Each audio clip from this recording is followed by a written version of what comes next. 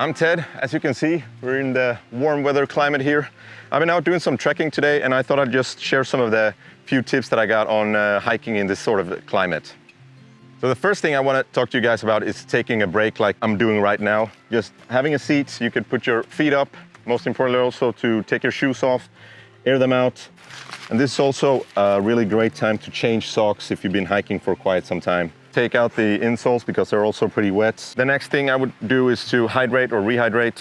When it comes to water, in this sort of climate, I bring a lot of water with me because there's not always water to be found, and the water that you find is maybe not drinkable. So I carry a lot of water with me. I have this one here on the side as well, and then I have a camelback. So I have roughly on this pack, I have 4 liters of water when I begin my hike.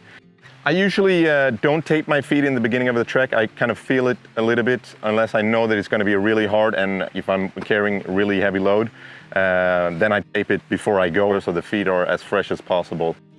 When it comes to food, it's really important to eat, and in this environment, you feel that you might not be that hungry because you drink a lot, and that will give you like a full feeling. It's still so important to re-energize and get the fuel back. So eat as much as you can, and if you just have nuts with you, that's perfect as well. And then when you do a longer stop or you stop for the evening, really important to eat a full meal so your body can refuel again.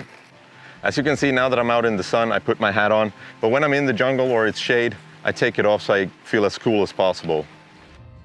So sometimes you're walking in the jungle, the lower parts of the terrain can be pretty rough. So a pair of long trousers could be a really good solution to that. Just make sure that you have zippers or ventilation systems. You can open them up and get some ventilation to your legs.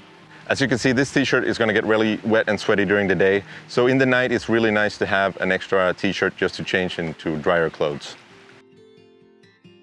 Also, when you arrive in the night, or if you're ending up running late in the day, it gets dark here really quick, so make sure that you have a head torch with you and an extra pair of batteries.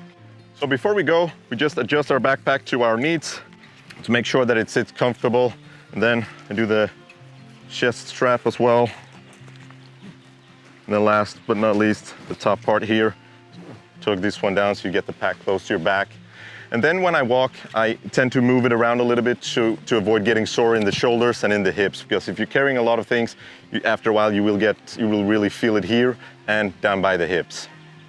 And with that, we're good to go.